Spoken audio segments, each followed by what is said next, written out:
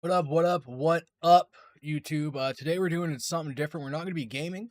We're going to be listening into my own cryptid tales and taking questions and whatever and shooting the shit as we listen. So yeah, let's go ahead and start, shall we?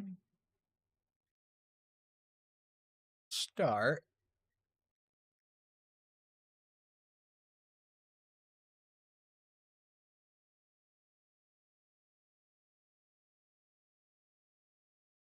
Parts 1 and 2 of Disturbing Eyewitness Encounters of the Dogman. What up, everyone? It is your boy, Cryptid Tales. Me, Joey Cryptid here, and I'm going to tell you this is very special. We are combining episodes of our Dogman series. So, yeah, without further ado, enjoy. Content. All right. Starting off, talking about the Dogman. One of my favorite cryptids. I actually listened to a lot of Dogman stories um, late last year and was kind of really getting into it. So here we go. We got one of the first ones. Yeah.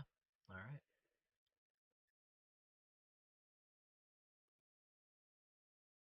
The leaves crunched loudly under Jordan's boots as he walked through the thick brush. It was dark. The only things visible were illuminated by a small flashlight he held shakily in his left hand. In the other, he held his pride and joy. Canon EOS Elan 7NE 35mm SLR, the best camera he'd ever owned. Jordan just recently bought the camera, and had come on the heels of a promotion he couldn't have afforded to miss. Thankfully, he hadn't. Working for Country Wildlife was a tough gig. He spent 3 years in the mailroom before even being considered for Hey, more morning. serious work. Jordan would never forget walking into Mr. Denton's office that day. The gruff old man Don't had chat. even stood to shake his hand. Now, if only Jordan could keep from screwing it up. The problem wasn't Jordan, it was his assignment. Mr. Denton had been very clear that the only time he would be able to find a barn owl in Michigan was at night. It was rumored there was just one mating pair left in the entire state, and the DNR had yet to find them. Jordan was saddled with the nearly impossible task of finding the birds and taking their picture for the cover of next month's Country Wildlife, or CWWL as most people at the office called it. That was all fine and great too, except the owls were night creatures, and though Jordan knew he was too old for it, he was still afraid of the dark. It wasn't just the fact that darkness masked what was out there, it was that sometimes Jordan could swear it was a living, breathing thing lurking all around him, swallowing things whole. He Oh knew man. better than that. Of course, the darkness was only an absence of light. He supposed it probably sprang from a frightening experience as a child, except that he couldn't think of what it could be. What? Jordan remembered a relatively normal childhood, weekends spent hanging out with friends, riding bikes through the neighborhood, and avoiding parents. His family was supportive without being overwhelming. For the most part, Jordan figured he had it pretty well. Not that it'll stay that way, a voice inside him whispered, and he shook the thought from his head, then steadied his trembling light. Breathing slowly, Jordan reminded himself that it wasn't that bad. Everything would be perfect once he got that perfect picture. That was all he needed. And now that he thought of it, it was strange that his dark room didn't bother him. But in there, not only was it red instead of black, but the shadows didn't seem to stretch out at him, reaching for him. In his dark room, Jordan could be alone, in silence and peace. He could work on his Let's phone go. without having You, to you, worry you, that you, the you, camera you, would you, spot you. his work over his shoulder and have him change the coloring or tweak the exposure. And he worked on what he liked in that room, and it was his palace. A branch snapped off to his right. Instinctively, he dropped to a knee and lowered his light, bathing himself in darkness. He had to be careful. He was, after all, in northern Michigan. Jordan had done his research and found that it was possible for him to run into a bear, wolf, coyote, occasional mountain lion, or, Turn the in the desktop audio up rumors, a bit. dogman. But Jordan was not the superstitious type. He knew better than to believe in overexposed pictures, shaky handwork, and terrible lighting. Any of the pictures he had seen on the internet could have easily been staged, in his opinion. He listened intently to the sounds of the forest around him. A squirrel chattered, giving away his position in the bushes. Crickets chirped melodically, and far away coyotes zipped and howled, echoing through the seemingly empty woods. Jordan didn't hear anything else. Could have been a dead tree branch falling into the forest floor. No big deal, right? though something told him that wasn't necessarily the case. And he wasn't sure why, but the feeling was strong, maybe like a gut instinct or something. Staying crouched, he waited and waited. When finally, Jordan felt confident that whatever may have been there would have left, he slowly stood up, shining his light all around. There was nothing remarkable or out of place. He could see no beast or man, and everything was all right. Right? And why did he feel this deep sense of dread? His breath came out in fast, steady plumes of large white mushroom shapes that dissipated 2 feet from his mouth. It was chilly, yeah, but he hadn't noticed just how damn cold until right now. Only a moment ago he thought of his promotion and a cushy new paycheck, and now Jordan's heart raced with such fury he felt it may burst from his chest, or worse, explode. Get hold of yourself, he mumbled under his breath, tugging his jacket down to cover his exposed lower back. The culprit of his chills? Maybe. Suddenly a startling call came from ahead. It was a sound Jordan had been waiting to hear all night, the elusive barn owl. Michigan! Tonight, he would earn that promotion, though he could have sworn he had already done just that, over and over, again and again. He picked up his camera from where it dangled around his neck, checking to make sure the flash was on and it was ready to shoot. Slowly, walked toward the owl. Excitement prickled up and down his neck. Jordan was surprised to find this. Never before had he snuck up on something in the dark, and he found it exhilarating. For once, he wasn't entirely afraid of the dark. Jordan half welcomed it as his own camouflage, though the other half of him remained fearful for what might come at him from the dark. Nonetheless, he clicked off the small flashlight, thrusting himself into complete darkness. Jordan slowly crept toward the hooting. This was it. He was nearly certain that he would get his shot and prove to his boss that giving him the promotion had been the right thing. Finally, he was standing beneath the tree that the call came from. It was so dark he had no idea where the owl could be sitting in the tree. Jordan would have to just start snapping pictures and hope he could get a good one before the bird decided to take flight. He lifted his camera, listening intently. "Hoo! Hoo! Hoo!" the bird called. It sounded like it was coming from about 15 feet up and off to his left. Jordan raised his camera to his face, and though it was futile because he couldn't see a damn thing, he steadied himself, then began snapping photos. The first flash was extremely bright and nearly blinding. He clicked repeatedly, excited. There was the owl. Jordan could see it in the steady flash. It looked like the right one, if he remembered right. But where was its mate? If he had to guess, Jordan would say it was out hunting while the other watched over its nest. However, something didn't quite feel right, and he couldn't put his finger on it.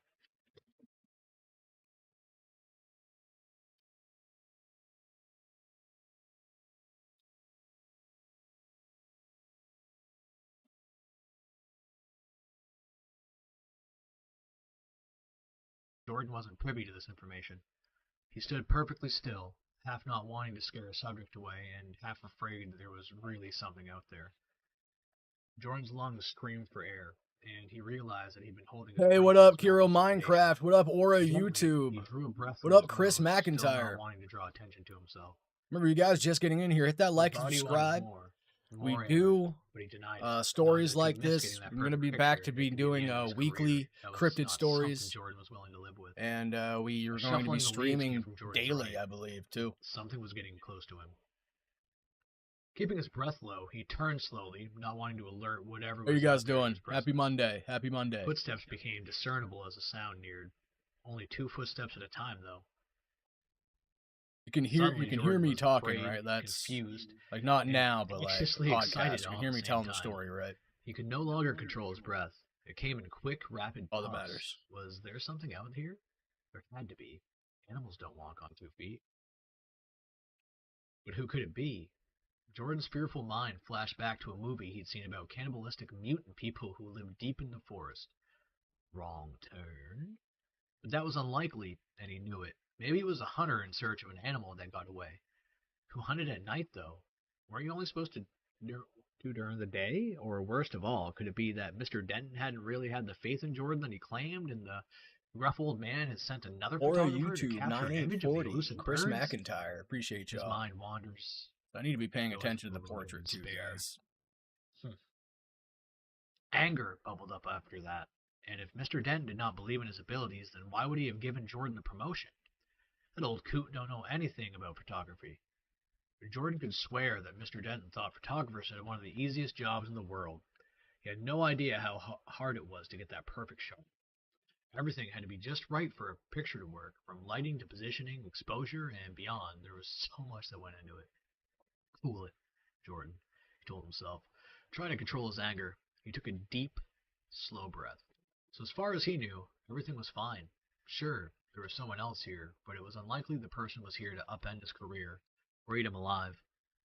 When finally he was able to calm himself, Jordan realized that the footsteps had stopped. He felt more assured of himself and decided to call out to whoever it was. Hello? He called out gently, still careful not to scare his owl away. There was no answer. Anyone there? More silence. He shifted his weight nervously, and he knew he had heard the footsteps. He hadn't heard them retreat, so whoever it was still lurking around. If someone's there, please answer me. Hey, what A up, King low Chronic? growl came in response.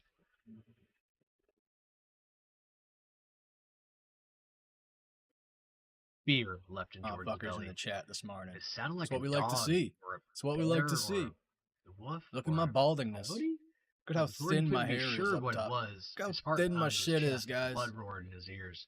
Shit thin as Calm down. fuck, bro. It's just a hunter out with his dog. No big Shit deal, thin right? as fuck, bro. His mind told him that it could be a It's what very age big does deal. to you. What age and Maybe he'd stress gotten does it to wrong you. about the footsteps. It was possible what he'd heard approach was a lone dog or wolf. The creature could be mean or rabid or extremely territorial. He had to do something, but was at a loss for what it might be. Jordan listened for the growling to come again. It didn't. It seemed he was at a standstill with whatever animal was there. He was nearly certain now that it was an animal. A person certainly would have answered him by now. Jordan was not going to leave without getting that shot, but he was afraid to turn his back to whatever hid in the darkness could attack him. Minutes ticked by, and Jordan stayed still, waiting for something to happen. He was in a stalemate. He could hear the heavy, steady breathing of the creature. It sounded huge. And Jordan finally mustered all his courage and raised his camera to take a picture of the animal, then thought better of it. If this animal was skittish or easily angered, the camera's flash would irritate it, and he did not want it to be trampled or mauled by bear. Slowly, he reached for his small flashlight, taking care not to alarm the creature that stood mere feet from where he was. Jordan held his breath and clicked the light on. It took his eyes a second to adjust, and when they did, Jordan saw that his flashlight illuminated two massive feet, each covered in thick black fur, and had extremely long, sharp-looking claws. Jordan stifled a gasp, nearly dropping his flashlight.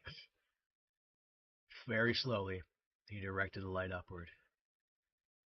The feet led to two legs. They were dog-like in shape and also covered heavily in fur. Near the hip area, hands came into view, each tipped with a curled claw, appearing to be razor sharp. They were human-like, but covered in that thick, dark hair as well. Suddenly, Jordan couldn't take it anymore. He had to know what he was dealing with here. Directing the flashlight at the creature's face, he screamed. Two bright yellow eyes stared back at him, set in a head that appeared to be half human and half dog. A long muzzle covered in fur held a surprising number of long, pointed fangs. On top of the creature's head were two pointed ears, cocked back and nearly laying against the animal's head. It growled low at Jordan, wrinkling its snout, baring its teeth. Dog man, he said breathily.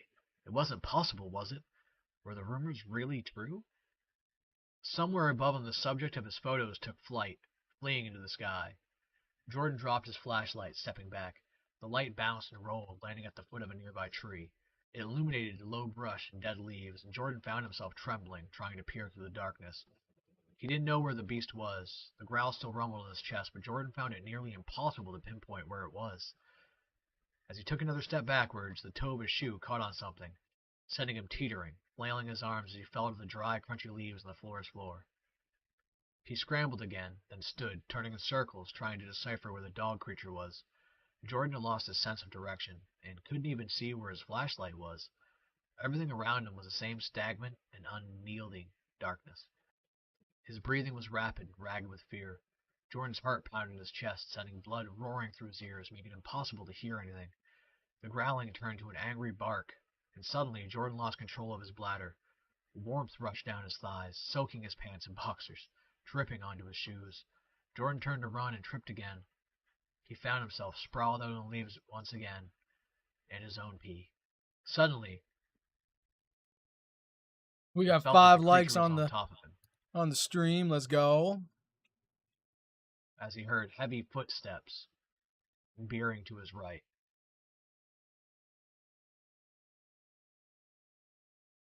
Seems it was walking off. He took a breath and stood up. He looked all around in the forest and noticed that the scent that he had smelled was gone.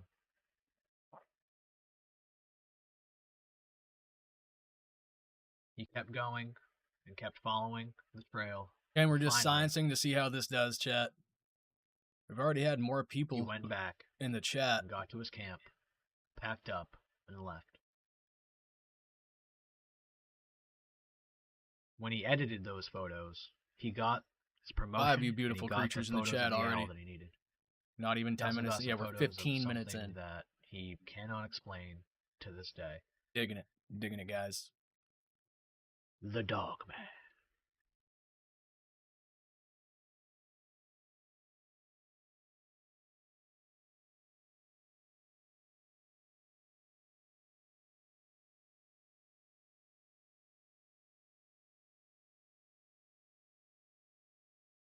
I'm a search and rescue officer for the U.S. Forest Service. I have some stories to tell. That's better. I have a pretty good track record for finding missing people. Most of the time, they just wander off the path or slip down a small cliff, and they can't find their way back. The majority of them have heard the old stay where you are thing, and they don't wander far. But I've had 2 cases where that didn't happen. Both bother me a lot, and I use them as motivation to search even harder on the missing persons cases I get called on. The first was a little boy who was out berry picking with his parents. You are He and his listening in, sister were chat. Just together, and both let me of them know. went Is missing around the same the time. story? Is that The story parents lost loud sight of enough? them for a few seconds. Can hear it In clearly. that time, both the kids apparently wandered off. When their parents couldn't find them, they called us, and we came out to search for the area. We found the daughter pretty quickly, and when we asked where her brother was, she told us that he'd been taken away by the bear man.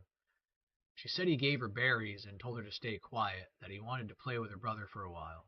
The last she saw of her brother, he was riding on the shoulders of the bear man and seemed calm. Of course, our first thought was abduction, but we never found a trace of another human being in that area. The little girl was also insistent that he wasn't a normal man, but that he was tall and covered Yes, in clear. hair 4 like a stream in a bear, row. Yes, yes that it he had a is. weird face. Yes it is. We searched that area for weeks. It was one of the longest calls I've ever been on, but we never found a single trace of that kid. The other was a young woman who was out hiking with her mom and grandpa. According to the mother, her daughter climbed up to a tree to get a better view of the forest. She never came back down. They waited at the base of the tree for hours, calling her name before they called for help. Again, we searched everywhere. We never found a trace of her. I have no idea where she could have possibly have gone, because neither mother or grandpa saw her come down.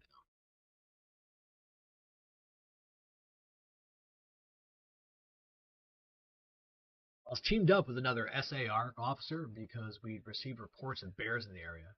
We were looking for a guy who hadn't come home from a climbing trip when he was supposed to, and we ended up having to do some serious climbing to get to where we figured he'd be. We found him trapped in a small crevice with a broken leg. It was not pleasant. He'd been there for almost 2 days, and his leg was very obviously infected. We were able to get him into a chopper, and I heard from one of the EMTs that the guy was absolutely inconsolable. He kept talking about how he'd been doing fine, and when he got to the top, a man had been there. He said the guy had no climbing equipment, and he was wearing a parka and ski pants. He walked up to the guy, and when the guy turned around, he said he had no face. It was just blank. He freaked out and ended up trying to get off the mountain too fast, which is why he'd fallen.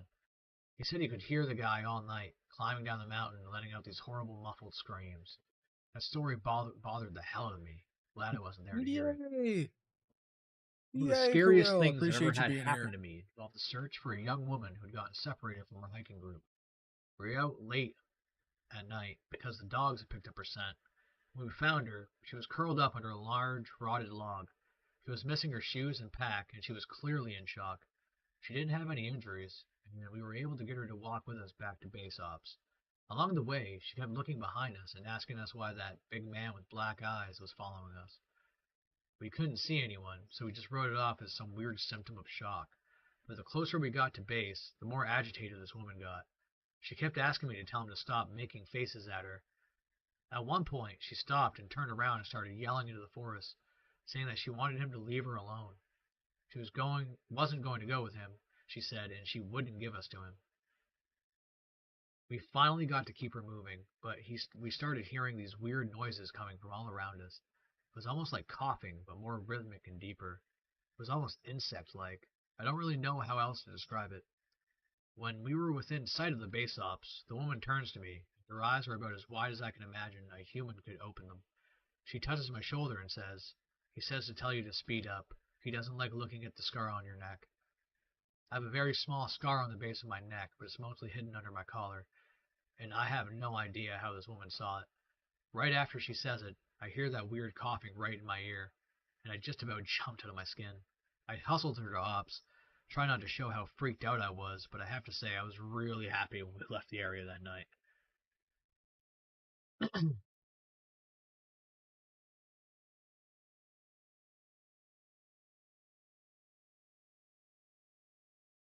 A few years back, with a large group of scouts in Butano, SP, we were hiking some godforsaken dense forest trail in the wet California winter rains. The first night, the raccoons rolled a bunch of our bear containers down a gully into a creek.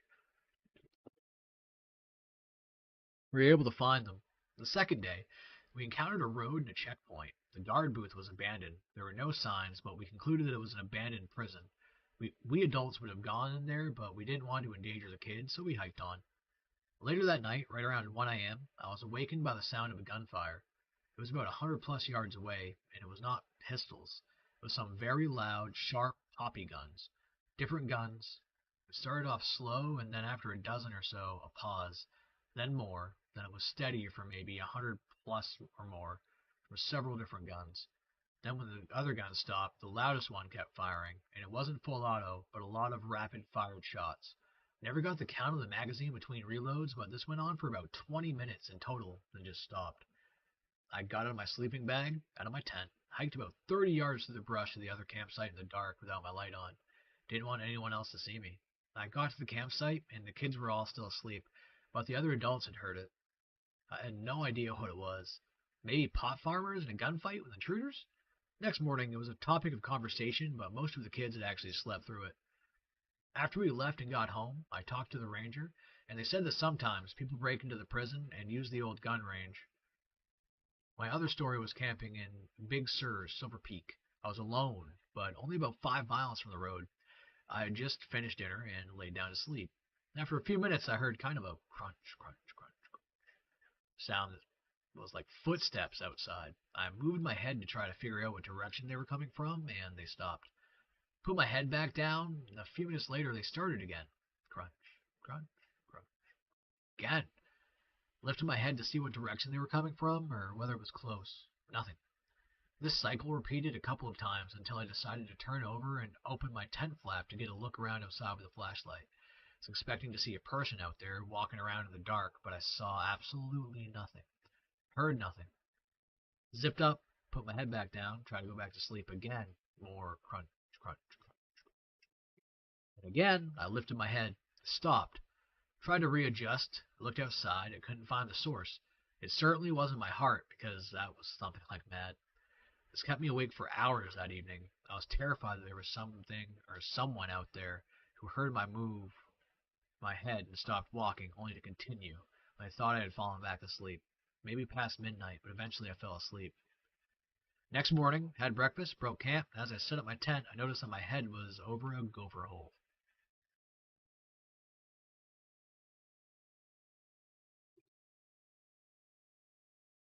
It was a dark and stormy night. I was driving home from a long day at work. As I drove down the winding road that led to my house, I noticed a large black dog standing by the side of the road. The dog was so big that it almost looked like a bear. It was much larger than any dog I'd ever seen.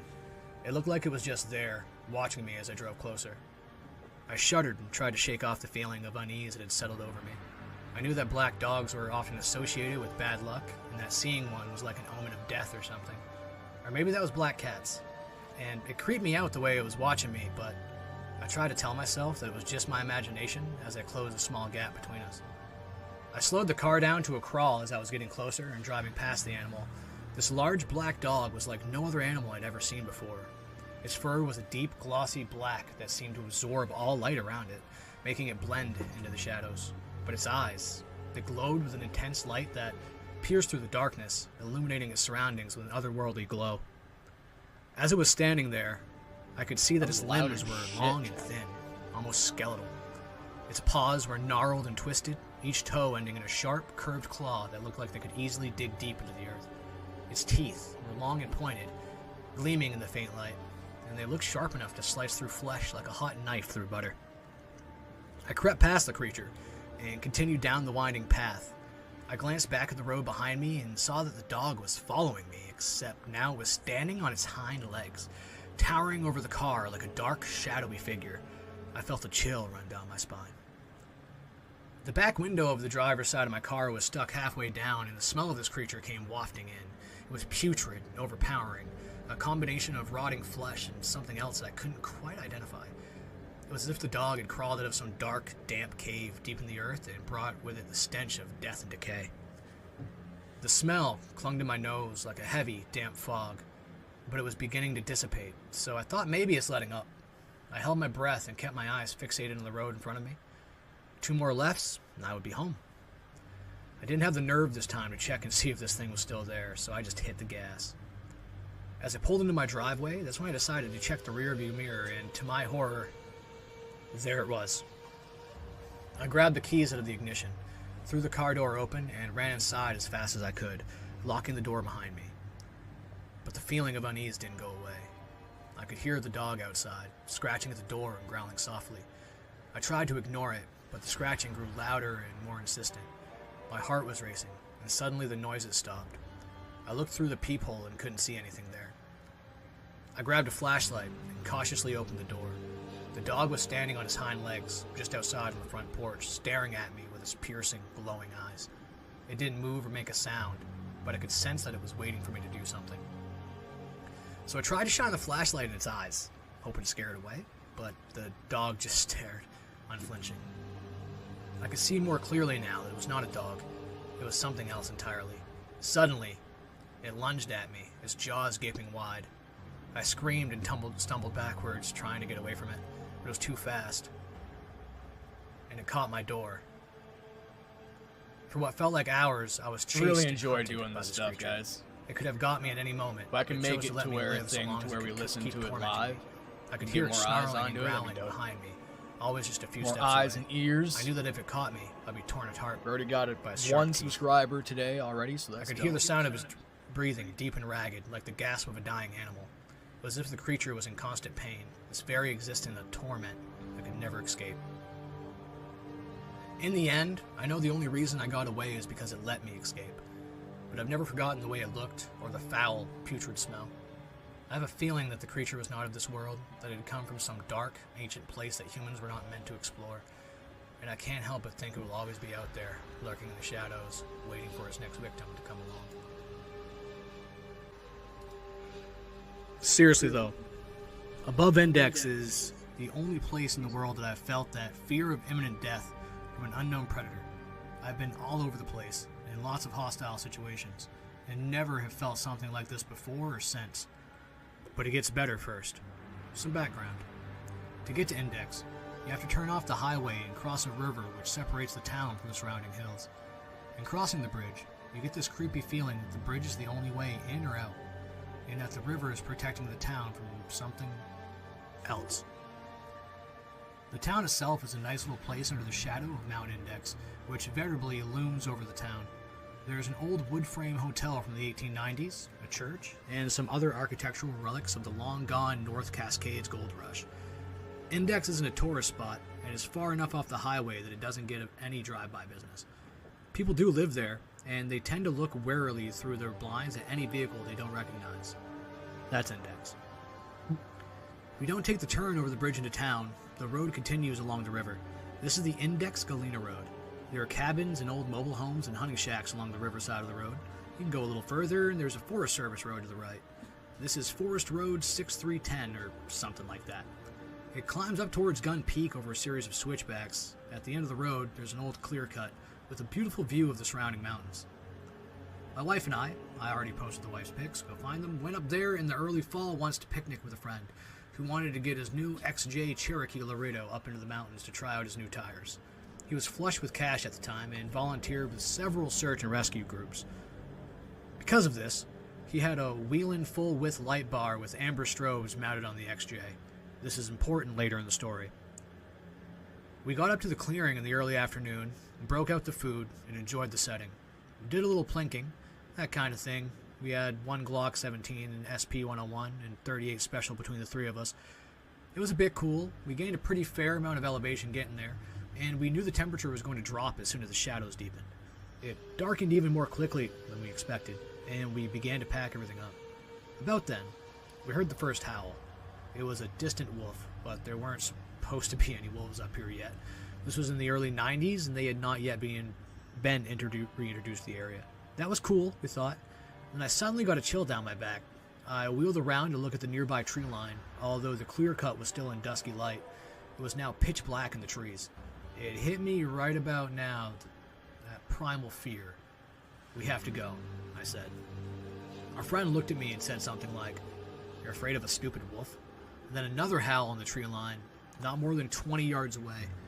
We all looked at each other, collectively blinked at once, and did not waste any time getting into the Jeep. Somehow it was now dark already, and full dark once the road down entered the tree line. We could hear them all over, even over the noise of the Jeep's inline six, but the sound they made wasn't quite right. He started picking up the speed on the single-lane gravel forest road. I reached forward and hit the switch for the left side, seeing lights on the light bar. This caused a single halogen lamp to shine on the trunks of trees as they sped past, and showing the reflection of many sets of eyes in the darkness behind the trees. They were moving, tracking our vehicle, which was now doing about 40 on the narrow road. "We'll lose them on this straight," he said, now pushing 50. I hit the scene light switch again, only trees. Whew. That was silly, I thought. We're in a car and we get freaked out by some stupid wolves. Great. Now out of danger, we approach the first switchback, slow down, make the turn, and there ahead of us, about half a dozen huge wolves in the road, waiting for us.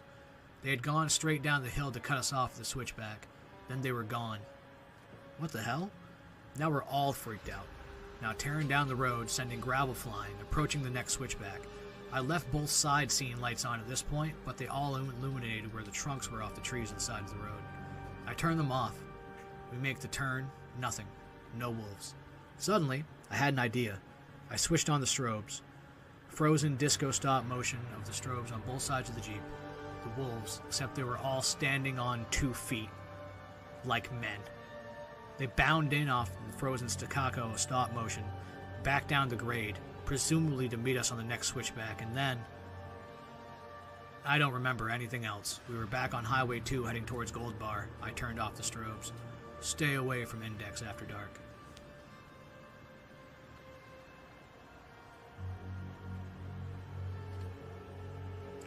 A buddy and I have been kicking around doing to hiking and camping near Index to check it out. I was also to visit the location from that story. Back in the winter of 2001, my youngest son and I were on our way from Boise, Idaho to Medford, Oregon. We had taken a car trailer to his old place in Boise in order to haul his non-running Jeep to his new place in Medford.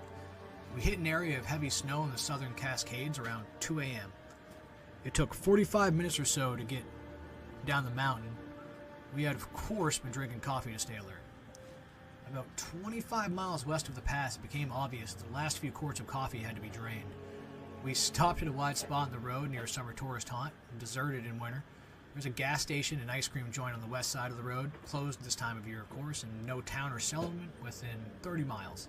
This is tall timber country and unsettled. Across the road is a small parking area for the ice cream joint. It's paved and about 200 feet wide and 80 feet deep. Pulled in, and as I stepped out with my 45 on the hip, it occurred to me in a flash that grabbing the 590 Mosey would be good. As we walked to the far end of the area to be well off the road, the hair on my arms and back of my neck stood on the end. The area directly to our front was open with a depth of 50 yards and a width of 100. The night was clear and cold, 8 to 10 inches of snow on the ground, and with a moon almost full, so we could see quite well. While standing and taking a leak, with my son about 15 feet to my right, I saw, as if springing from the earth in front of us across the open area, 10 or 12 creatures moving rapidly back and forth in a sort of a thatch weave pattern. These things, not human men, were close to 7 feet tall, thin, bipedal, with long arms, medium-length gray fur, and really fast on their feet. I brought the shotgun up and slid the safety off, as my son was drawing his .45. I don't know if I can adequately explain the overwhelming feeling of a menace, but here it goes. I've been operating on pure instinct since I stepped from the pickup. The rotten feeling hit me a split second before the things arrived. The feeling, instinct, was that we were prey and subject to a very bad death and to be slaughtered and eaten. Not a logical process, gut feeling, and massively overwhelming. As they were moving about in front of us, more appeared and mixed among them, all the while running about fast in front of us. Son and I were backing toward the truck. I would not present my back to them, and some of them peeled off right and left in an encircling movement. They were rolling in fast from the sides. I could smell and feel their presence.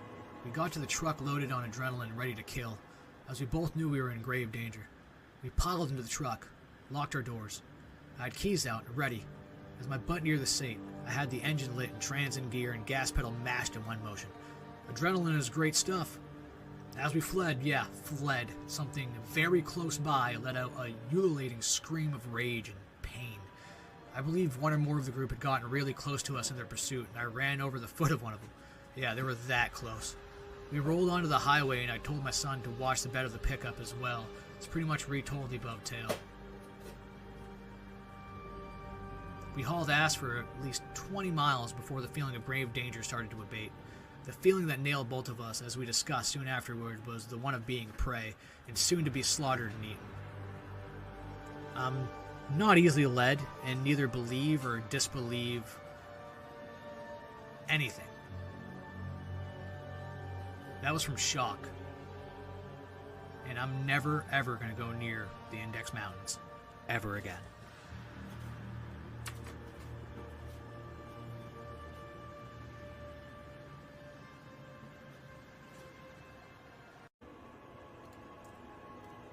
I've always been fascinated by urban legends and tales of supernatural creatures. I've heard of the Dogman since I was young when I first heard the legend played on the radio. A mysterious creature said to roam the forest of the Great Lakes region, and with my fascination came a sense of wanting to find the creature and to see for myself if it was really out there. Armed with a curious mind and a flashlight, I set out to explore the woods near my hometown.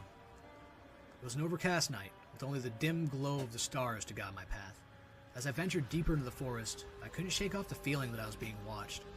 Every rustle of leaves and snap of a twig sent shivers down my spine.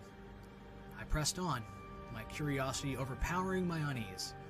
Little did I know how much of a mistake it was to ignore my instincts.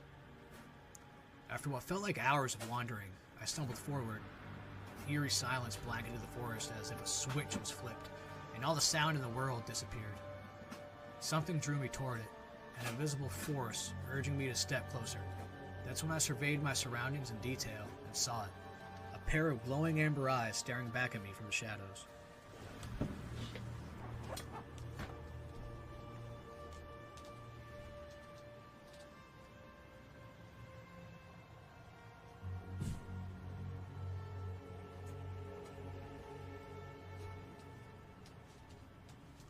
Aye.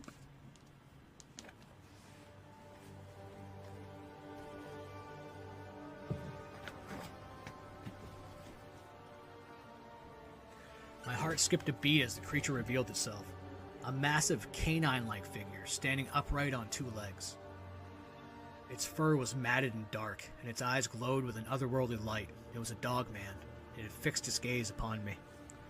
A primal fear surged through my veins, and I stumbled back, dropping my flashlight in the process, and with but a moment's hesitation, I turned and ran as fast as my legs could carry me. The sound of heavy footsteps pounded behind me, growing louder and closer with each passing second. I could hear its snarls and the sharp snapping of its jaws, hungry for the chase. My breath grew ragged. My muscles screamed in protest, but the adrenaline fueled my desperate sprint. Branches whipped against my face, and the forest floor seemed to rise up to trip me, but I pushed through, determined to escape the clutches of the monstrous dogman. My lungs burned, and my vision blurred as I reached the edge of the woods. My house stood just a few yards away, its lights providing a beacon of hope. Summoning the last reserves of my strength, I sprinted across the yard and flung open the door. Slammed it shut.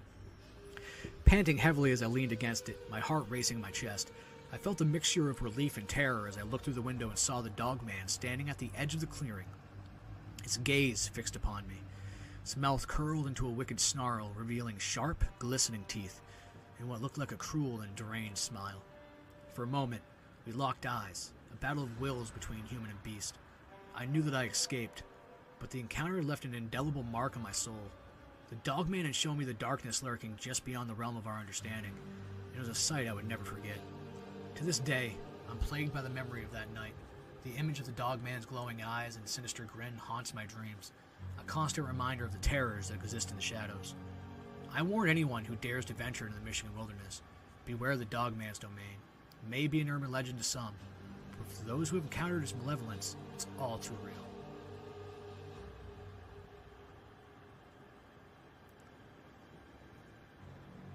I saw what I believed to be a dogman in the Charlevoix County of fall, 2011. I was deer hunting in my family's swamp near the Antrim County line. The swamp bordered Lake Michigan on one side and cornfields on the other. I was coming out after dark with only a small flashlight when I noticed some noise coming from a tree line about 50 yards ahead. Now, to put that in perspective, these swamps are highly populated with deer, foxes, coyotes, and plenty of small game. I wasn't spooked by the noise, but when I ran my flashlight across the tree line, I saw a 6-7 foot animal on 2 feet running away into the woods. I quickly got back to my truck and got the fuck out of there. I was somewhat shaken up after that. Spent plenty of time looking for the tracks the next day, but nothing came of my search. Several weeks later, a spotting was reported in Elk Rapids around 30 miles away.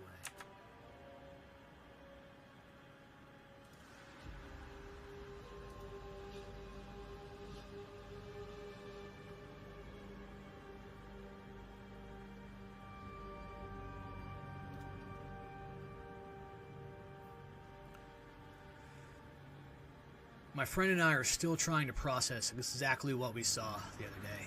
We've talked through it countless times, trying to logically figure out how this was possible. Hopefully someone on here can give us some thoughts. So, I recently purchased a small bass boat. My first mate, Lagov, and I have been super eager to explore the lake and its islands, as well as learn the fishing. We're new to Tennessee. Yesterday on the 4th of July, we decided to go fishing in this very secluded part of the lake we named No Man's Land, because of the low-hanging bridge that prevents boaters from entering the section. My boat can make it underneath because of how small it is, but I've never seen another boat in there. We decided to go deeper into the cove than we've ever been before. As we're slowly trolling down the lake, the path before us splits into 3 forks, and I ask which fork we should take. Lagov immediately says the middle one. So we continue straight as the water changes from a large lake to a narrow, river-like path. This is where a chain of events happened in quick succession. We've talked through it after the fact to try and recall the order of how this went down. First, we heard a weird vocal-like noise coming from the woods beyond the shoreline, and we both tensed up and felt very uneasy after. What was that? Lagov asked. A dog, I said, as that was the first thing that came to mind. I don't think that was a dog, Lagov answered immediately. Then we saw a bird high above us perching on a branch, staring at us. Maybe it was that bird, Lagov said. Yeah, maybe, I had answered. I'm not sure when it got into my hand, but at some point I drew my pistol and held it down at my side. Lagov held the fishing bow. We both had a very weird feeling as we drifted down the river, eyes glued to the bank. We came to a rotting pine tree that had fallen and was now half submerged in the water, sitting on the shoreline. Then it happened. We hear a very loud, heavy-footed animal running through the woods, getting closer to the water. At first I thought it was a deer, as it was almost prancing. But as it got closer and louder, we both realized it was in fact not a deer. It was a very large, jet-black canine.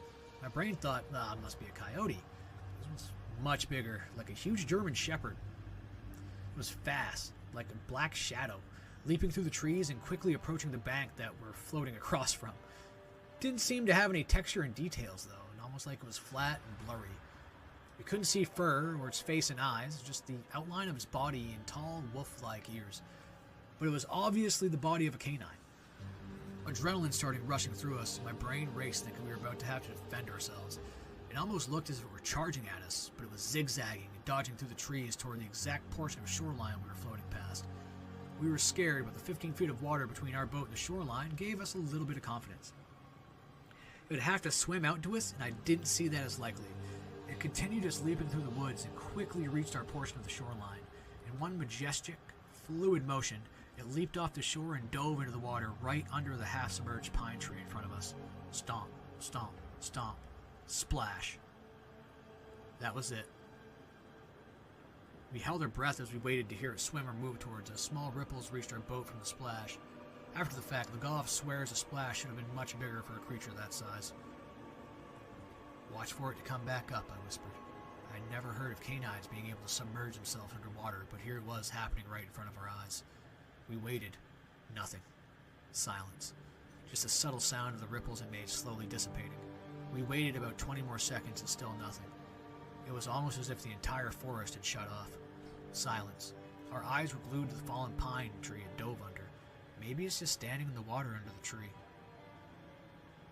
Lagov says, we got the courage to troll the boat a little closer to inspect the tree, but there's nothing. Go ahead. No sign of it. At this point, we're in complete shock, stunned. It's gone. How could it be gone? How does something that big just vanish? Especially a huge creature like that. After 30 more seconds of silence, Lagov breaks it with, you saw what I saw, right? You're gone, Chet. Shiver flashes down my spine. All of it, I reply. Really, though, what was that? Lagov said. I replied, I think we saw a demon. We both nervously laughed. We stayed floating near the shoreline in shock for at least another 10 minutes, hoping for a sign that we weren't crazy. Lagov scoured the waters looking to see if it would come up for air. It never did. How the hell could a big black wolf-like creature disappear into thin air, or water for that matter? So being skeptics, there has to be a logical explanation to what we saw, but we can't find one. If it had just splashed the water and gotten out again, 1, we would have seen it walk away in whatever direction, and 2, we would have heard as anything putting weight on the leaves making a loud noise, but it was just silence. The absolute loudest of silences. We live in Middle Tennessee, if that helps at all. We're still a little shaken up by this. This is 100% true. Any insight will be welcomed from any commenter. Was this a dog man, or possibly something even more sinister?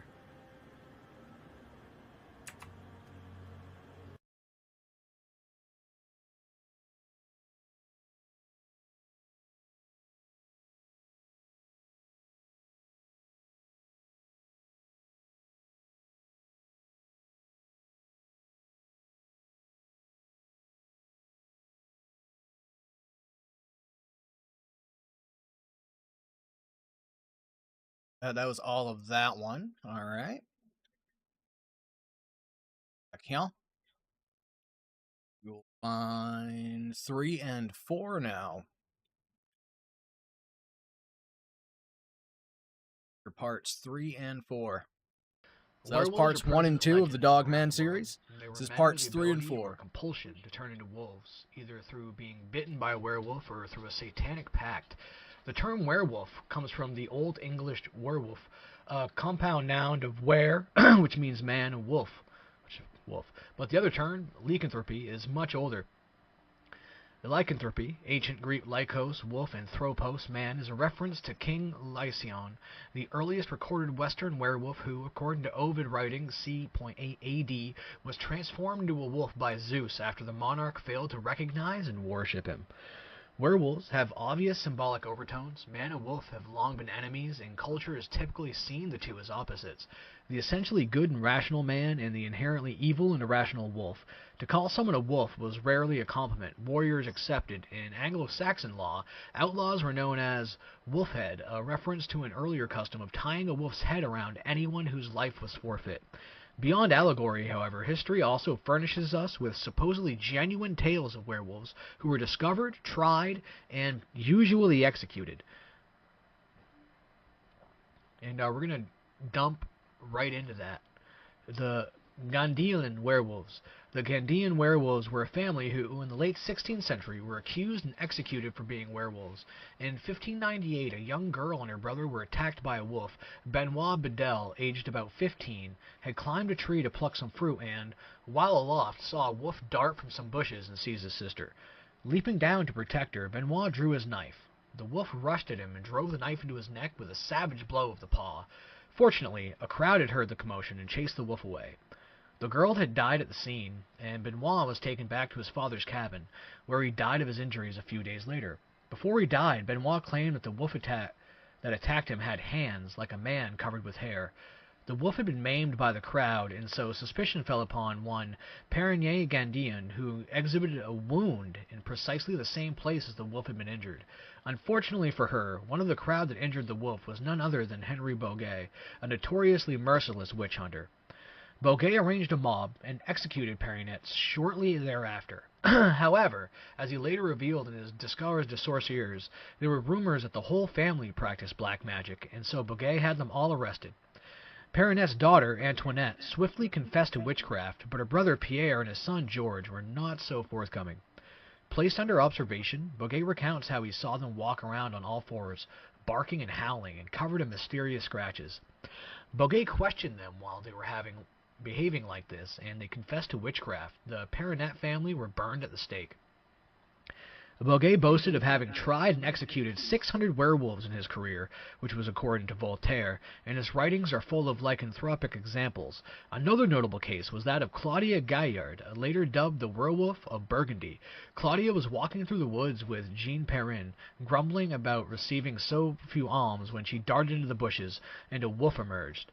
Jean dropped her alms, crossed herself, and fled the scene, later revealing that the wolf had toes like a human.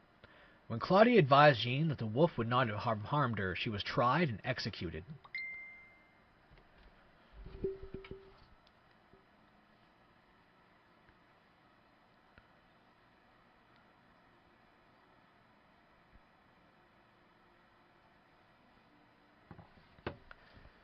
Peter Stubb, executed at Bedburg in 1590, is perhaps history's most notorious werewolf. Unusually, his tale is told in a contemporary pamphlet which was translated from Dutch into English in the year of his execution. According to the pamphlet, Stubb from his youth was greatly inclined to a Yule. He made a pact with the devil, but had no interest in worldly prosperity or power, but only requested that at his pleasure he might work his malice on men, women, and children, in the shape of some beast. Satan gave him a girdle which transformed him into a wolf whenever desired. 8 minutes till we Stubb got an immediately hour got to reruns. work. Anyone who insulted Good or little displeased science him could be project. sure of their death at the jaws of a ravening wolf, for he would get nor rest till he had plucked out their throats and tear their joints asunder. Stubb acquired a taste for blood, and progressed on to an indiscriminate murder. Cruelly, he would walk the streets of Bedburg, courteously saluting the parents and relatives of his victims. He would also identify victims in this way. He would await anyone who caught his eye in the fields and woods that surrounded Bedburg, and attack them in his wolf shape. Stubb's case is also notable in that his criminal lycanthropy included not only murder, but he would sometimes keep his human form, young woman, and then turn himself into a wolf to kill and partially devour them. He boasted that he could outrun any greyhound when in the shape of a wolf, so even the district's swiftest athletes were at risk from him. Within a few years, Stubb had killed 13 children and 2 pregnant women, tearing the children out of their wombs, and after eating their hearts, panning hot and raw, which he accounted dainty morsels. As well as slaughtering and eating livestock, a sure sign that he had become more beast than man. Stubb was also guilty of both his sister and his daughter, to whom the pamphlet is sympathetic, producing a grandchild by the latter. Stubb even killed his own son, luring him to the fields and assuming wolf form before eating the brains from his skull. The most monstrous act that your man heard of, for nor was known a wretch from nature so far degenerate. Despite many attempts to catch him, Stubb's werewolf career lasted 25 years. Finally, and only because God desired it according to the pamphlet, Stubb was caught in his wolf form and surrounded by men who unleashed their dogs upon him.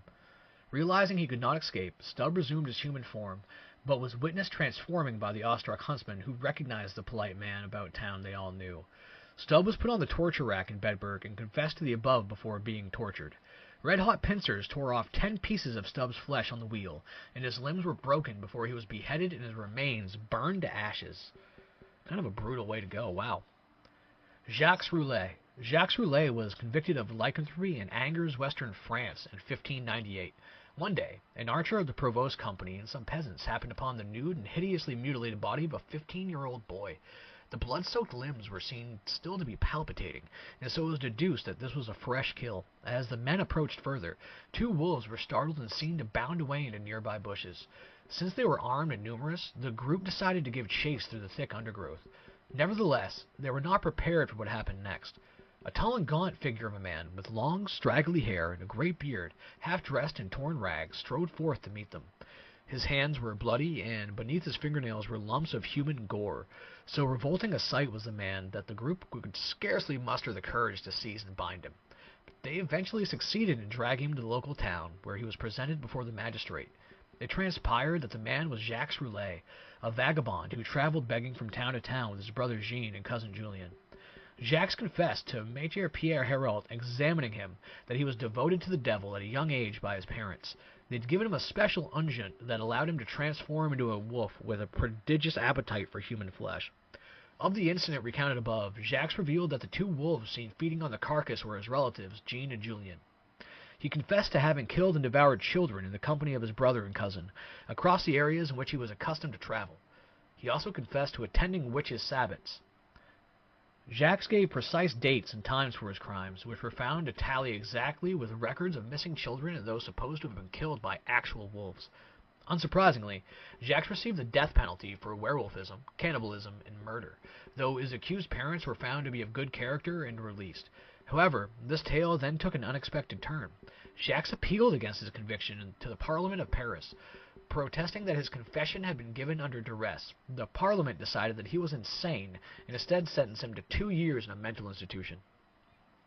Perhaps Jacques was just in the wrong place at the wrong time, and doubtless, as in Nyon, all werewolf and witchcraft cases were tortured to extract his confession. The inquisitors could simply refer to records of deaths in the area and force him to admit to the crimes. It is noteworthy, though, that the Parliament decided that he was mad rather than blaming his confession on the terrible torture he suffered, which is typical of attitudes towards torture in the 16th century Europe.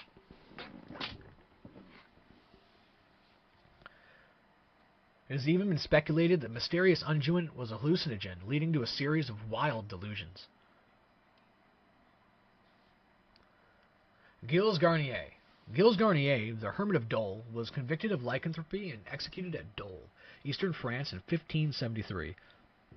Our source for his life and crimes is another contemporary pamphlet, printed at Sens in 1574. Taking the form of a wolf, in 1572 Garnier first attacked a 10-year-old girl in a vineyard near Dole and dragged her into the adjoining Bois de la Serre. There he stripped her naked and ate the flesh from her thighs and arms. He then removed some more of her flesh and carried it to his wife, Apolline, to eat at their shared hermitage.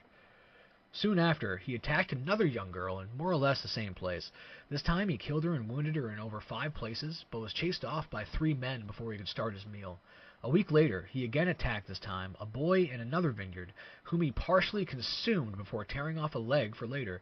His next crime proved his eventual undoing. Having killed another young boy and dragged him to the woods, Garnier was surprised at his intended meal, and after retreating a distance resumed his human form, leading to his identification. Disgusted by the remains of half-eaten children in the district, the Parliament of Franche-Comté issued a decree in 1573 which demanded that werewolves be hunted down by locals and brought to trial. However, it was not these huntsmen who caught Garnier, but a group of workers who incidentally came across a hermit crouched over a dead child one night after returning from work. They initially thought the figure in the shadows was a werewolf, but as a light from their torches illuminated, they identified Garnier. Acting quickly, the men caught Garnier and took him to the magistrates at Dole. Garnier was, of course, tortured to extract a confession. He explained that he had spent much of his life as a hermit in the St. Bonnet Woods. He married in 1572 and fathered children, but struggled with the new task of feeding more than one mouth. Desperately foraging one night in the woods, a specter appeared to him and offered him an unguent that could turn him into a wolf, allowing him to hunt more effectively. He confessed to murdering 4 children, supported by the testimony of over 50 witnesses, and was burned alive at the stake.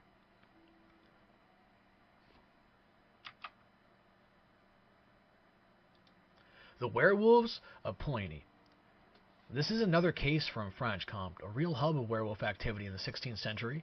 The werewolves of Poligny were Michael Verdun and Pierre Burgot, alias Gros Fat Pierre, two men executed for lycanthropy in 1521. Their trial by the Inquisition drew throngs of people, and we have, as ever, a full and lurid confession of their crimes.